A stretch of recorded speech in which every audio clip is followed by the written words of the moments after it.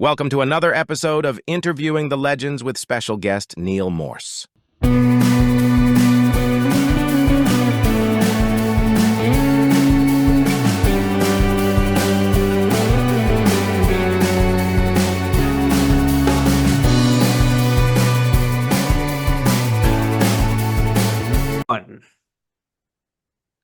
Hello, everyone. Welcome to another edition of Interviewing the Legends. I'm your host, Ray Shasho. Neal Morse is an American singer, musician, and composer based in Nashville, Tennessee. In 1992, he formed the progressive rock band Spock's Beard with his brother Alan. He joined Dream Theater's co-founder and then drummer Mike Portnoy, formed the supergroup Transatlantic. 2002, Neal Morse became a born-again Christian, left Spock's Beard, and began a Christian rock solo career, releasing many progressive rock's concept albums about his new religious faith. He continued to play with Transatlantic and formed three new bands with Portnoy, Yellow Mustard Custard, Flying Colors, and of course the Neal Morse Band. One of his most recent projects included two critically acclaimed solo releases with DiVirgilio, Morse, and Jennings, two of my favorite albums. Throughout his long career, Neal Morse has often been a musical collaborator, usually with some of the greatest prog musicians across the world. This time, Morse has brought that collaborative spirit closer to home. The new album by Neal Morse and the Resonance, entitled No Hill for a Climber, will be released November 8th. And the title was taken from a resonant line in Barbara Kingsolver's Pulitzer Prize-winning novel, Demon Copperhead. Please welcome American singer, songwriter, multi-instrumentalist Neal Morse to Interviewing the Legends. Hello, Neal. Hello. How you doing, man? Good, man. The new album's incredible. I love it. Oh, thank you. And Thank it you. doesn't I'm so sound glad. like any of your previous works. It's very different, in my opinion. Oh, good. Yeah, you want to try not to repeat yourself. Anyway. But that's hard to do in your position because you belong to so many different bands. I don't know how you do it without sounding similar or alike. Well, one of my problems is I don't listen to my own music very much after I'm done with it. I work on it and listen to it while I'm in it, and then when I'm done, I kind of forget about it. And so when I'm writing, I'll come up with something. Oh, this is really cool, and somebody else will point out to me it's exactly like something I did 10 years ago. And so I have to have people around me to keep me on. Or a music critic will. Yeah, well, then it's too late. Right? You catch it before it goes out, if possible. I think you getting all these younger musicians, was that your wife's idea? It was. Yeah, we were kicking it around last year when we were looking out at this year. It was towards the end of 2023. I started thinking, well, I've got some live gigs in 2024. I've got a singer-songwriter album that I'm working on that became Late Bloomer, and but what am I going to do prog-wise? Mm-hmm. So yeah, she said, well, what about doing something with these talented young guys that are around here? And I thought, well, we can try it. And then and there was a lot of things that attracted me about it.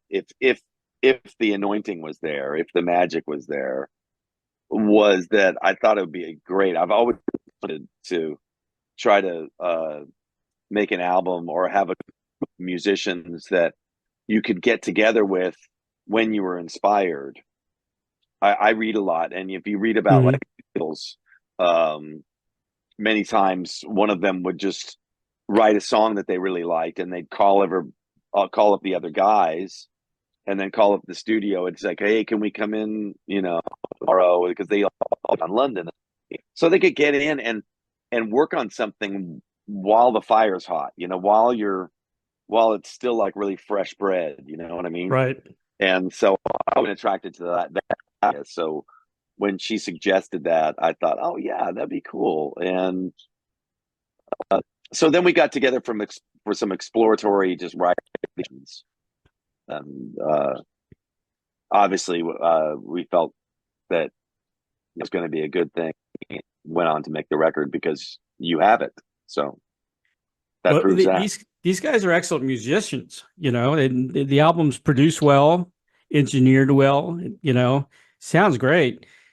And it's all kind of inspired, I guess, by Demon Copperhead from Barbara Kingsolver, who was, from her book, but she was inspired by, I guess, Charles Dickens and David Copperfield. Yes. Yeah. Well, I don't know how much the album isn't really inspired by that. It was really that line. Okay. I was reading the book on a flight, and towards the end of the book, it says, as this line, "No hill for a climb," and it says it again. So it's like it said it twice, and I had this sort of thought. At first, I was thinking, "What does that mean? I've never heard that before." And then I started thinking about how you could use it in two different ways. On the one hand, it could mean there's for a climber, like you're stuck on the flat out in the desert, and there's no mountain to climb, and you want to climb a mountain, right? So there's, in a way, that really fits with Demon Cop, where there's no opportunity for this guy. He just, everything's set back him. And then I thought, but you could use it, and I think she uses it in the book in a positive way, like, "Hey, that's no hill for a climber, no problem, right? I can do this. That might be a high mountain, but I can climb it. I'm a climber, right?" Yeah. So, that's really good fodder for a prog epic, because, especially, thinking of it spiritually, it's like, with God, all things are possible. Right. So now that I have the Lord with me, and I've kind of gone through my spiritual journey, now, man, there's nothing we can't accomplish together. Oh, yeah. That just like you said, the religious experience, and it just makes you so positive. I just talked to Mark Farner, and of course, oh, really? Yeah, Mark's a good guy. I call him Brother Mark. That was my first rock concert. Grand Funk, really? Grand Funk, Black Sabbath opened for Grand Funk. Oh, wow, that's a good concert. Probably 71 or something like that. Yeah. I was 11 years old. Yeah. I was a huge Grand Funk fan. Yeah. Yeah. Anyway, go ahead. I interrupted you. Mark found his spirituality too. I call him Brother Mark. He calls me Brother Ray. But he's into forgiveness now, big time, especially with the band, because they kind of did him bad. They didn't treat him very well, and that's why he's not with Grand Funk anymore. But he's all about forgiveness, which is very, very cool. Yeah. With positivity, you can go far in life. You really can. Yeah. Roy Avon told me to try to hold back on reviewing albums, or especially this one, until next month. But I've got to say something. Okay, this is what I said. I won't print it, but I got to tell you. I said Neal Morse does it again with a brilliant new release entitled "No Hill for a Climber." Morse invited a divergent group of local musicians to record, and the end product was epic. Simply, this album has all the fundamentals needed for a Grammy and Best Album of the Year. And I said 5 stars. Oh, well, thank I wasn't you. going to hold that back. That's awesome, man. Thanks so much. It's a great album. I really, really enjoyed it. That's great. Thank you. First track, Eternity in Your Eyes, which is 20 minutes, 51 seconds. I always say songs like this remind me of a concept album within a single track. It's what it really sounds like. It's a great song. It's got some jazz elements in it. Talk about this tune. Talk about Eternity in Your Eyes. Well, it started off, I think when I was first working on it,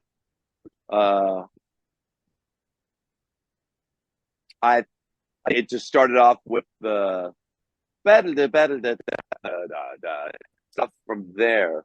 When I was first working, it wasn't this really long thing. It was just like this instrumental thing and into the Eternity by Song thing, which I had just improvised on piano. Right. And I thought, oh, nice. That's nice.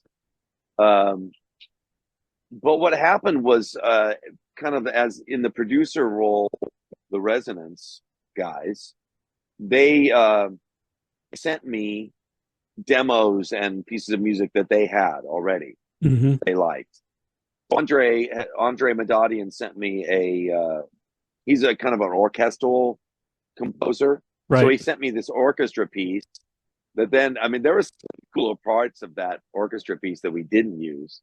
But that, I wind up sort of using that in Eternity in Your Eyes.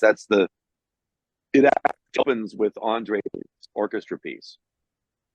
And then I asked Chris Riley if we could use some parts of his demo.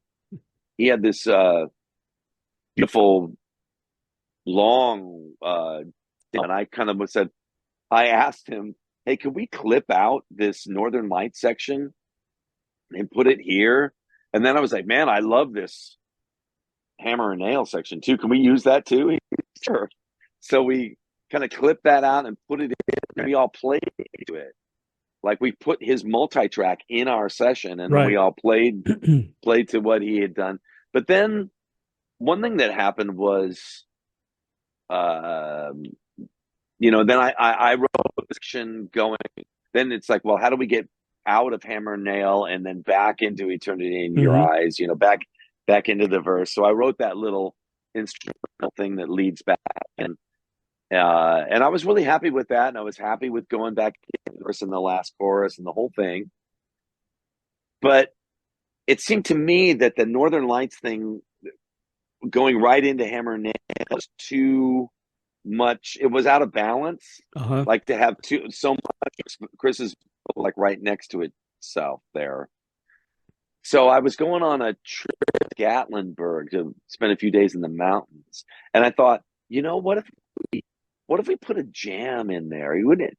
One thing I like about progressive rock albums is sometimes there's these long sort of extended solos, going out a little bit, and so I had the idea, well, what if we cut at the Northern Lights, went into this jam, and then it was like, well, what do we do now? Didn't feel right to just go straight out of the jam into Hammer and Nail. So then I thought, well, what if we go into the chorus? What about a quiet chorus? And then when Johnny came into the project, the singer, I thought, oh, we should have Johnny sing it. That'll break it up. So then we have Chris singing, Johnny singing, Chris singing again, and then me singing at the end. And that'll make it, I think that'll be a good flow and make it different enough. Because I'm always looking for these things to be, different than a Neal Morse solo album or whatever I was doing on my own. Yeah. So trying to incorporate all these other elements. And so when I first hit that jam in Gatlinburg, I only had my laptop. I didn't even bring a keyboard on that trip. I actually programmed all that stuff. You can make your the letters on your laptop be notes on a keyboard in the computer. So I actually played that stuff on the laptop just as a sketch, and then I played it for the, but yeah, it's great. So anyway, yeah, that was a little bit about how that came together. Very cool. It's like, you devised this track almost like you devised a whole album, Well, you're just things and looking for balance, and then you can't take out the magic part. It's like when it all comes together, we're all as awestruck as the audience is too. We're just like, wow, we didn't know that this was gonna turn out like this. Some it's just this really special thing that happens, and I know that all music is that way. That's right. You're trying things and stuff, but sometimes when the sum is so much more than the parts. What's cool about progressive rock, and I guess sometimes jazz, is the changes. There's so many different changes in a track, and you can do Yeah. whatever you want, like just like you Yeah. explained. Yeah. I'm so thankful, man. Like, the ideas that I had for Thief. Oh What? my God, Thief is cool. That's a cool track. Yeah, and then I got stuck in writing it and asked Chris to come over, which is one of the great things about being local. So Chris came over and he had the idea for the middle section, and then he had the idea. We worked on it together for that melody over it, that da, da, da, da, da thing, and the way it all came out in the end is like it's so much fun. Hmm. Like whatever you think of, you can just do. Yeah. You're really you're not bound by anything, and it's just awesome. Thief is a swanky tune. It's almost like a Mickey Spillane ambience, and that bass, is what really makes it. It's really cool tune. Very, very different. Very different Neal Morse track, isn't it? Yeah, yeah. Well, I Yeah. think there was a couple of things that made it different. One of them is that Joe Ganzelli Hmm. played drums on it, and he had the idea to do that hip hop sort of groove, Right. which is something I don't think I've ever had any kind of groove like that on any record that I've ever done. And all those little subtle things he does on the hi-hat and stuff are cool. And the other thing is that as you're writing that middle part, the intense middle, normally I would try to peak it out. I usually want to peak the out, and I usually try to peak it out with some really fast Hmm. riff that we would all Hmm. play together or something. But I thought, I don't know, done that a lot. Sure. What if we all just spin out? Everybody just plays whatever, and then we all stop at the same time. And I'm so happy with how that all came out. It's just it really has exceeded my expectations. And I'll have you know that I actually I bought a little cut down stand up bass on the internet just to play the beginning of Thief. Really? Is that right? Yeah, I Oh, bought wow. one just for. I've always wanted one, but I bought it It, just for that. that track would make a great video, by the way. Well, funny you should mention it. That's the second video coming Oh, out. is it really? I think it's coming out next week. I think. Oh, Yeah. good. I'm looking forward to that. That's awesome. Yeah, it's really cool. There's an animator from Austria that's doing Oh, it. And good. it's really cool. Yeah. And it's got a great message too, because we've all been, um, well, not, the recipient of those kinds of thieves that you talk about in the song, you know? Yeah, sure. And uh, I'm really talking about however you see it. Hmm. The adversary, the enemy of God, and really the Right. enemy of us. Yep. It's like whether the thoughts in your mind that'll start to get darker to you around, and yeah, I like that. I I was thinking about in the Bible it says what's that last verse? You come to steal and kill, but you don't Hmm. see me. Yeah. I'm going to resist your will, and you're going to leave me. Hmm. Right? I think it says that in I think Peter said that if resist the devil and he will flee from you. So I was pulling from some of that kind of Sure. stuff. Yeah. Yeah. Very cool. All the Rage, which is out, that's an official video and your first single from the album. Yeah. Um, you know what that song sounds like? It sounds a little bit Styx to me, Yeah, it has a Styx influence, doesn't it? right? Yeah. Yeah. And that could Like, be a top 40 hit if radio was normal, but it sounds like a top 40 hit to me. oh, well, thanks, man. Yeah. Yeah, I can hear that. The dun dun dun dun dun dun. It could be like sort of like dun dun dun dun dun. Yeah. It's like Grand Illusion a little bit. Yeah. Exactly. Yeah. Exactly Yeah. right. I've always loved that. I love Grand Illusion. Yeah. It's cool. Yeah. They're a good band. Ever Interceding was a beautiful song and probably one of my favorite tracks on the album. Who's singing that? That's Johnny Basaha. Yeah. Yeah, he's got He's a a great guy. voice. He's the only guy in the residence that I hadn't known for some years. Um, I was hearing even in February and March when I was writing for this album, and some of the things that we wrote in the room together. I was hearing these like sort of John Anderson-ish Right. vocals, but we didn't have anybody to sing it. And I'd been talking to this one singer, and then like in April, he was like, man, and we had to deliver, we made arrangements with Inside Out that we were going to deliver the album in June, which means we needed to get it to Rich to mix in May. And I think it was in mid-April, the singer that I'd been talking about doing it, he said, I don't really have the space for this. Hold on a second. I don't really have the space for this. Can we talk about this in June? I was like, oh. So we needed to find a singer, and we only had a couple weeks. And so I called up a friend, and I got the guy, man. There's this guy I've been doing these cover nights with that's just killing the high stuff. And so Johnny over, he had a great spirit and sang really well. And he came over the next week, I think the first week of May, he came over and sang all of his parts in 2 days. Oh, wow. Yeah, amazing. Great yeah, voice. He sang lead on Ever Interceding and a Yeah. bunch of the stuff in No Hill for a Climber and then all the parts on All the Rage, and he's singing on Thief. He's singing on everything. It's great. You were mentioning John Anderson. I know you're a big fan of John. I just had John on the show. He's so, I love John.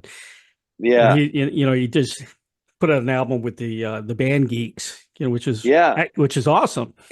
Why don't you invite him on one of your tracks or one of your albums? He'd probably do it. Oh, I do that. I thought about it with this one. Yeah. He would sound great. He would. Oh man, he would sound great. But it wasn't really in keeping with the vibe of the guys. I could have found I could have asked Ed or Nick or other people to sing those really high parts.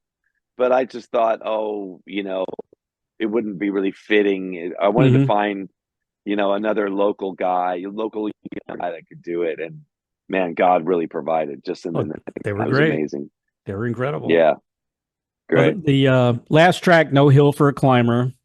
I heard a little bit. Now, I grew up in a household.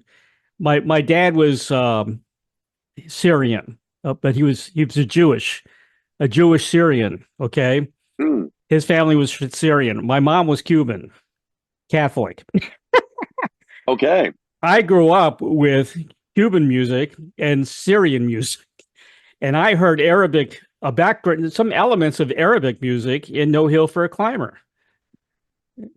Is that right? Yeah, I did. Oh, like maybe you didn't intend it. In the bird section, you mean? Yeah. It did sound a little bit Arabic, which the Arabic music is incredible. The history of that is fantastic. Yeah, well, that's great, man. Yeah, that was really the Burn It Down section was totally Chris Riley's inspiration. Mm-hmm. He wrote that whole part, and the dent and then Caster and that whole thing was his vision. The Arabic orchestras use a lot of violin. And there's violins that's what it sounded like. Yeah. Because that's right. I sent it to Chris Carmichael to put real strings on. Yeah. Very cool. And you got a little Black Sabbath influence there with the cough. With the what? The cough. Yeah, there's a cough in the song. Oh yeah. Like Sweetleaf from Black Sabbath, right? Oh yeah, that's right. I forgot about that. Sweetleaf, man. Yeah. It's I heard that. I said, man, that's Neal likes Black Sabbath. That was also Chris Riley's idea. The cough. So he's sneaking all that in, I guess. Very, very cool. I love the album, man. It's a great album. Thank you. I love all your Thank you. stuff, but I really, really like this album. So Um, glad. Morse Fest is coming up, right? November 8th through 9th Yes. in Yeah. Tennessee. Yeah. You got the Netherlands. Really? You're going to the Netherlands on the 15th? Yeah, we're taking everybody. Taking the whole Wow. crew. And the UK? Yeah. Yeah. Yeah, we're doing one in London. We're You're doing gonna be both busy. Joseph albums. Both Joseph albums and the full set of Jesus Christ Jesus stuff with full orchestra and all that stuff. And sorry, we're getting a delivery here. And oh yeah, we're doing a debut set of the trio, Nick DiVirgilio, Ross Jennings, Neal Morse thing. Those are And great so, albums. oh yeah, we're doing a whole set of that stuff. Good. And yeah, it's gonna be great. In fact, the live stream, you can live stream it. It just went on sale today. Is there going to be another album coming out between you three? Yes. Good. Yes.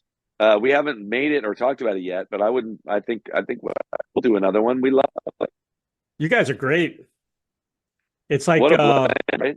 yeah, it's like Crosby, Stills, and Nash all over again.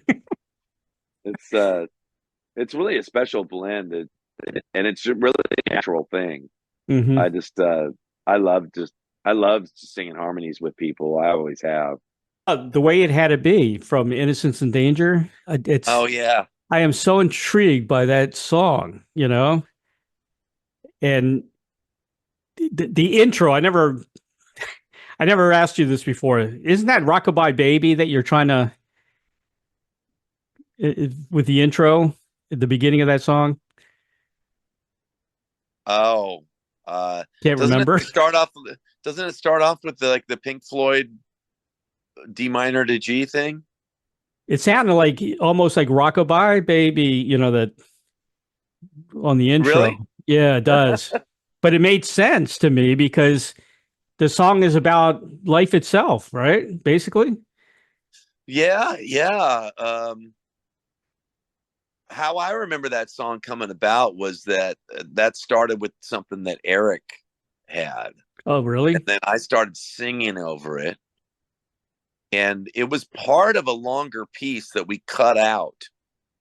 And then when we were for Great Adventure, it was part of something we were working on for Great Adventure that didn't make it. Really? And yeah. And then when we were working on Innocence and Danger and we needed more material to make it a double, I think Mike and Bill had the idea of turning it into a standalone song when I was out of the room. And Bill wrote the bridge, I think, by himself and just sort of put it in there. And Mike played drums to it. And then I just sang over the whole thing. And I think that all happened when Eric and Randy had already left town. But it turned out great, man. I mean, it's like, wow. When we would play that live and Eric would do his extended solo, God, that was yeah, I saw so it live on powerful. YouTube. It was cool. Yeah. Excellent. Really excellent. Did you write the lyrics? Yes. Yeah. Yeah. Yeah. I love the meaning of the song, though. It's like about pushing daisies, and it's it's great. It's incredible. I don't know. That just touched me. Yeah, good. I'm glad. It has such a great feeling to it. It does have a great feeling to it. Yep. I know you've done a lot of, I guess, Christian or religious type material, but listen to this. You know how big Jesus Christ Superstar was back in the day? Okay. Oh yeah. What if you do a new version, but new lyrics, okay, but something that's basically appeals to everybody, but maybe kind of prog, a Jesus Christ Superstar, but not Jesus Christ Superstar. It's got to be totally different, but right. a prog, kind of a prog version that appeals to everybody and would be kind of, commercial. It's got to appeal commercially. Can you do that? Well, that's what Jesus Christ the Exorcist is supposed to be. Okay. I don't know if you've heard that. I didn't hear that. No. Oh yeah, Maybe I need to hear that. that's on Frontiers. That's a Neal Morse album. Right. Yeah. And So if you that's get so. Waterfall, by the way, if you get Waterfall, the streaming service, my Yes. streaming service, then all that stuff is on there, and all the Transatlantic stuff, and all the Flying Color stuff. And I'll get it. Go yeah, go to waterfallstreaming.com, and you can get the app, and all the stuff's on there, and there's tons and tons of material, even my testimony book, audio books. All right, cool. Is that kind of a rock opera you're talking about though? Yeah, it is. Okay. It is. Yeah. I'll definitely check it out now. Yeah, I think you'll dig it, man. Definitely, man. What else you got? Anything? Yeah, let's see. I'm working on a new album with Chester Thompson. Oh, you are? Okay. Yeah. And Phil Kagi and Byron House, and that'll be out next year. And is this under Neal Morse band or what? It's gonna have a band name. Okay. I can't keep up with you, man. Yeah, it's a lot of stuff, isn't it? Wow. Anyway, yeah, between that and Morse Fest and this album coming out, I'm going to be busy with all that stuff through January. So, right. Yeah. So, yeah, it's a lot. That's all really cool. I think you're going to like that one too. I admire the relationship you and Mike Portnoy have. I heard an interview he did talking about you, and it's like you guys are brothers, basically, aren't you? Yeah, we have a great relationship, and the Lord's really blessed us in many ways. Musically, spiritually, creatively. Mm-hmm. It's been really, really good. He's such an amazing person, and what a talent he is. Really, his mind he has an amazing mind. very, very, that man. The three busiest guys in Prog showbiz is you, Mike, and probably Steve Wilson, I think. Steven Wilson. You guys are on everywhere, you know? I'm sorry, you cut out for a second. Okay. One more time. There you are, you're back. I said the three busiest guys in Prog music are you, Mike, and probably Steven Wilson, Mm. Well, no time like the present. Yeah. You guys are everywhere. We're not always going to be able to do the things we can do today. Yeah, that's true. That's true. Well, we got time, Yeah, we got time. We got plenty of time. Got to make sure you rest enough as well. Try to have balance. But I love working on music. I mean, I'm so blessed to be able to do what I do day in and day out. I'm really grateful. Well, you're good at it. Well, thanks, man. Here's your last question. I've asked you this before. I want to see if anything changed. If you had a Field of Dreams wish, like the movie, to perform with, collaborate with anyone from the past or present, who would that be? Oh, anyone from the past, like a Field of Dreams? Like yeah. Anybody. Oh, like so they could be dead. Could be Beethoven. Oh, well, I'd take John Lennon. Yep. Yeah. That would be cool. Well, maybe you can do something with Julian. Yeah. Hey, anything's possible. Yeah. I don't know, but that's quite a question. Wow. Anybody you could collaborate, and then like in Field of Dreams, they'd be young, and you'd be young too, maybe. Yeah. Why not? Yeah. Wow. But there's so many. Many. Yeah, but you got to have your chops like you are now. Right. Like your instinct and everything with music, because you're at the top of your game now. Oh, thank you. Definitely. Neal, I want to thank you, man, for being on the show today. Appreciate it. Well, thank you. Thanks for all the kind words about the record, man. It's great. It's wonderful.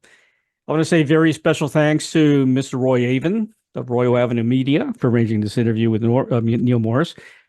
Pre-order No Hill for a Climber by Neal Morse and The Resonance. Officially released November 8th.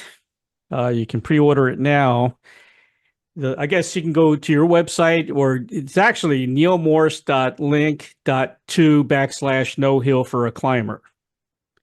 But they can also just go to, I guess, nealmorse.com and pre-order it from there as well. Sure can. Yep. You're on you and Radiant Records. How's Radiant doing, by the way? Good. Good? Good. Yeah. Good. It's an incredible website. You got what your website is www.nealmorse.com. You're on Facebook, you're on Twitter, Instagram, YouTube. Morse Fest is coming up. Neal, thanks again, man, for being on the show. It's good to see you again. Thank you. Good to see you. And my best to you and the kids. And do you have grandkids? Oh, yeah. How many? Yeah, I've got, let's see, 5 and 1 on the way. Congratulations. I've got 5. All right. Yeah. I think we're done though. I don't think we are. I think we're just getting started. Oh no. Wow. Yeah, that's good though. That's a good thing. It is pregnant with their first kid. So they're gonna definitely have more. They're wonderful, aren't they? I love grandkids. Oh man, it's so great. You can spoil the heck out of them and give them back. Yeah. Oh, and to go for a walk with them and hold their hand. You know?